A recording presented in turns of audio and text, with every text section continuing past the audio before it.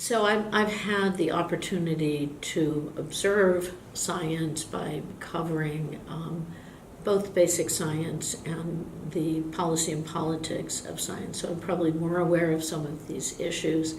I think I had felt in many ways that in my own profession, which is a specialty part of journalism in science journalism, that we were a pretty egalitarian group, a very friendly group, and certainly in some of our organizations, there have been a lot of women who have been the president of the National Association of Science Writers, myself included, back in the 80s. And so, although when you kind of look at it, it turns out that a lot of the women are more likely traditionally to be doing health and public health, and more men traditionally were covering the hard sciences. So I know when I was much younger, really, in my 20s, going to like the landing on Mars at the Jet Propulsion Laboratory, there were no women.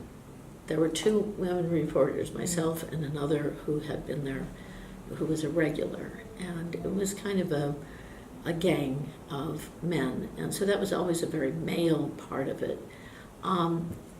But over time, I think, it was in newspapers, in magazines and such, there were a lot of women science writers. So I did not personally feel the constraint of, other than the normal gender interactions that can come up with anybody.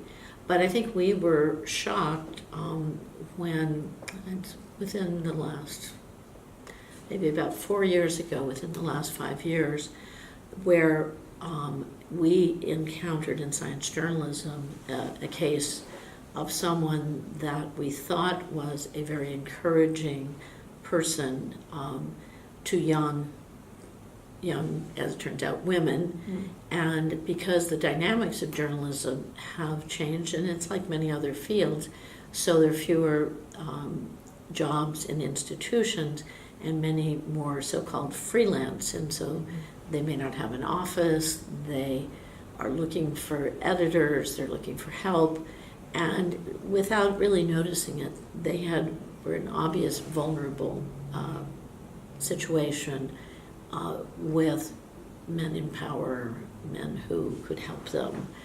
And so while this person is it's an index case, was admired. Look, he's got 5 young women on he was a blogger to start on the blogging, panel. And as it turned out, at some point, it's a complicated story, it came out that he had been sexually harassing a lot of these young women.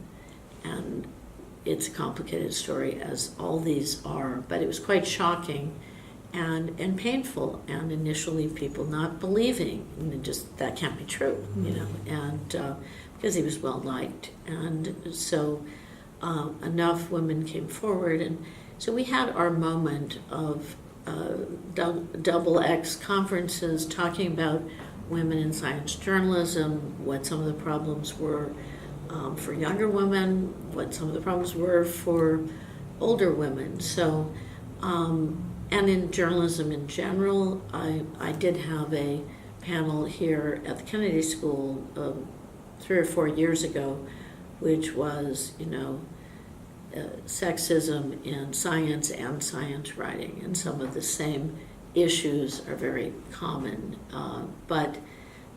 So I think we feel, those of us who are very aware of it, I'm very active in observing the different forms of sexism and gender imbalance. And one just simple thing that has come out is, you look at panels at meetings, at a panel that might be in an academic situation, and there's still, here we are, it's 2018, and still there are panels, and often the norm, 3 men and 1 woman. And certainly there's an awareness, like, yes, we need to have women on these panels. And as someone who organizes them, I have found sometime I'm like mentally putting together the panel, and I kind of done like have a conversation with myself. No, that's like 3 men. Yeah.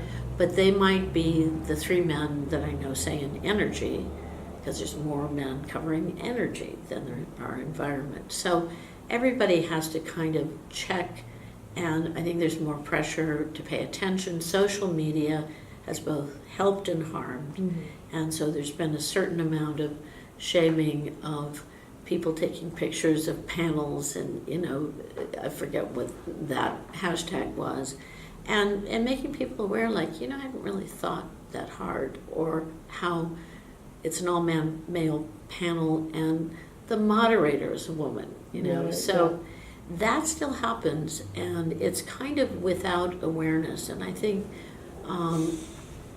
there are no real excuses for not being aware of this, and both institutionally, the institutions need to be aware, and the individuals in different groups need to enforce and look for some norms that keep track and keep an eye on not perpetuating situations in which women or any other group are marginalized. And I don't know, as I deal with students, I'm a little bit surprised sometimes where I will say, like, you don't feel, unconfident, or that there are any problems being a woman or whatever.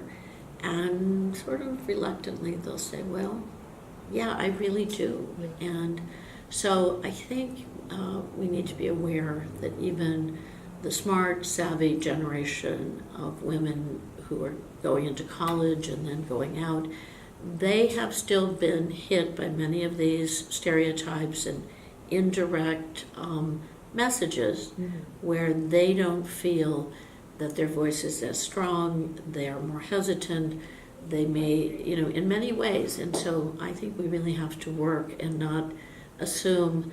You can't change a whole culture easily. That takes more time. I do think a lot of people, myself included, are really committed to observing the culture, and not only, putting in place things in organizations and institutions that have an institutional norm, but also just keeping your eyes and ears open for people who might be more vulnerable for different reasons. So I have to say, I think things have improved, but as we have seen in what has been shocking, and the speed with which this whole movement about sexism and sexual harassment has caught hold, and whether it's had some nasty moments and backlash already, but it has really opened people's eyes. And so I'm hoping that one of the good effects is that even the people who are not seeing themselves as, most people don't always see themselves as they are, but that everybody's checking their behavior and what did they say and how are they, what messages are they sending, and also that young women learn to have, a voice early on to speak up. And perhaps the benefit of age and growing up in a turbulent period of the late 60s and 70s, kind of, many of us went into the workplace and just like, hey, I don't have any problems, I'm going to do my job. And so, these problems come up and down, and I think we are in a high awareness, and that's positive. And I think women of all ages are going to benefit from a better support system.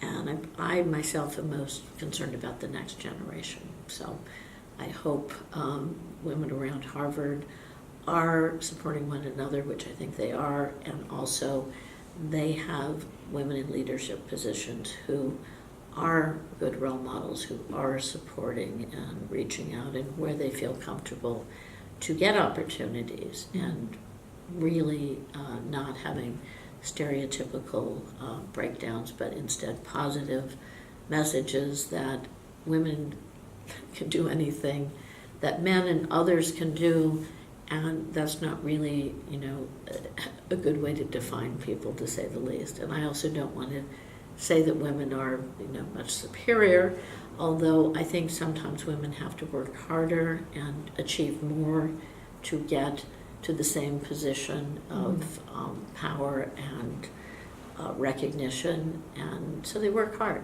and so that's not bad, but I hope it is an increasingly better situation for the people of your generation.